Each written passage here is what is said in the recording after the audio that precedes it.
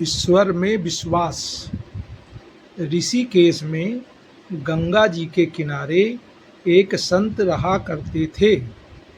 वो जन्मांध थे और उनका नित्य का एक नियम था। वो शाम के समय ऊपर गगनचुंबी पहाड़ों में भ्रमण करने के लिए निकल जाते और हरि नाम का संकीर्तन करते जाते।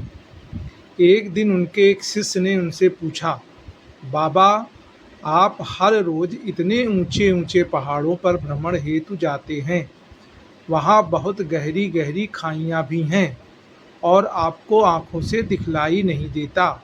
क्या आपको डर नहीं लगता? अगर कभी पाँव लड़खड़ा गए तो? बाबा ने कुछ नहीं कहा और शाम के समय शिष्य को साथ ले चले। पहाड़ों के मध्य थे तो बाबा ने शिष्य से कहा, जैसे कोई गहरी खाई आए तो बताना। दोनों चलते रहे और जैसे ही गहरी खाई आई, शिष्य ने बताया कि बाबा, गहरी खाई आ चुकी है। बाबा ने कहा, मुझे इसमें धक्का दे दो। अब तो शिष्य इतना सुनते ही सकपका गया। उसने कहा, बाबा, मैं आपको धक्का कैसे दे सकता हूँ? मैं ऐसा हरगिज नहीं कर सकता। आप तो मेरे गुरुदेव हैं। मैं तो किसी अपने शत्रु को भी इस खाई में नहीं ढकेल सकता। बाबा ने फिर कहा, मैं कहता हूँ कि मुझे इस खाई में धक्का दे दो। ये मेरी आज्ञा है और मेरी आज्ञा की अवहेलना करोगे तो नरकगामी होगे।